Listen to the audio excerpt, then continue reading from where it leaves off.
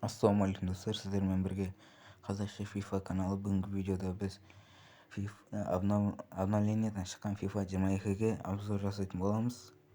Және де достар, сіздер осы видеоға лайк басып қолдау жасап кетіңіздер достар.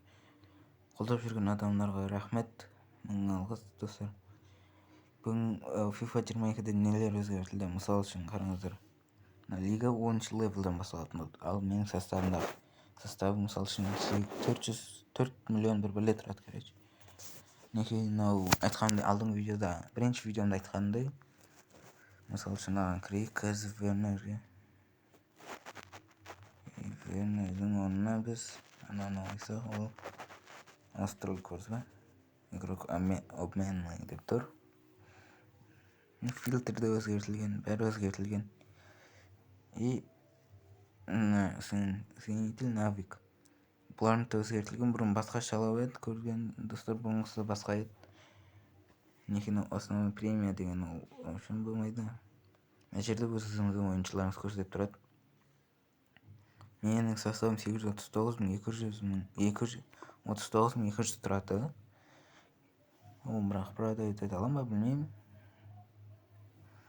Көргендеріңізде мыналар турнир, лиги әртүрлісін қосқан. Мына жерде обмен, набор бозых кумир.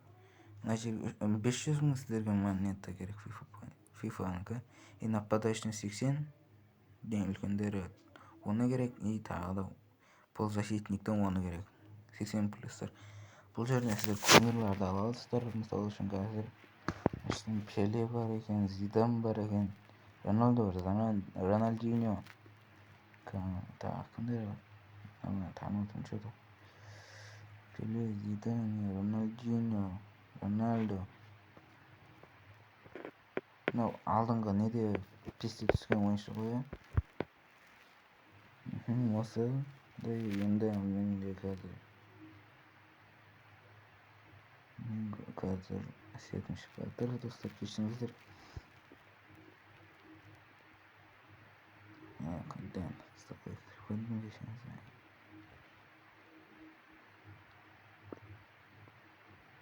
Рынокқа кірсек, рынокқа мысал үшін сіздер қараңыздар.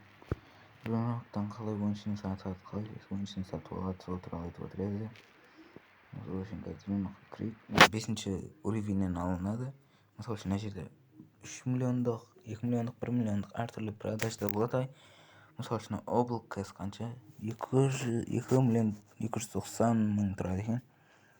Менде оған ақшам жетпейді. Ойынның басында сіздерге 300 мың, 200 мың, 100 мыңдай ақша береді.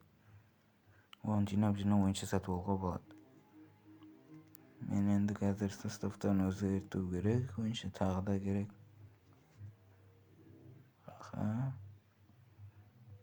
Неке мынаған көрдер, присобитсти деген бассақ, ойыншы сатып ала алынады. Менде қазір оны сатып ала алмаймын. Мына жерден өзіңіздің қалаған ойыншыларыңызды сатып аласыздар. Мысал үшін аны қараңыздар. Рынок.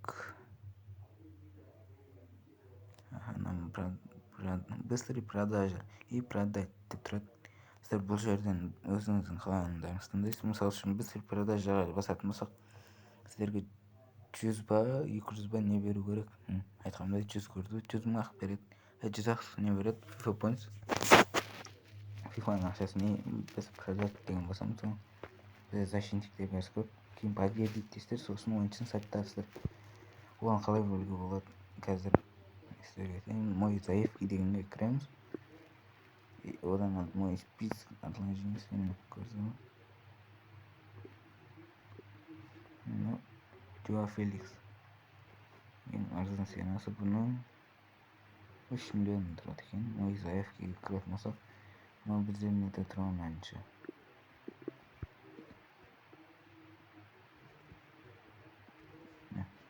Продаждақ тұрған адам.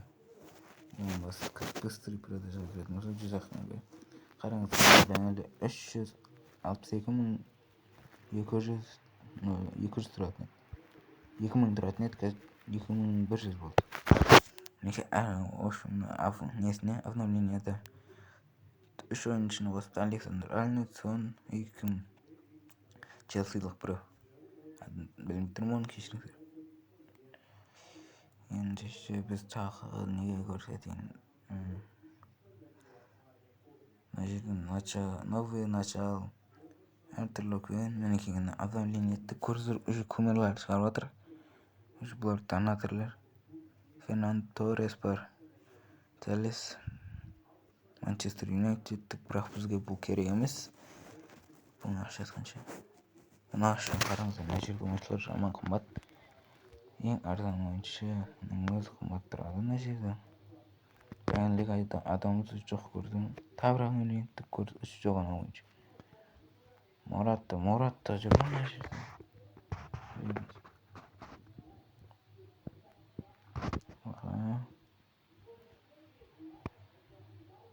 Пике тұр. Қараңыз.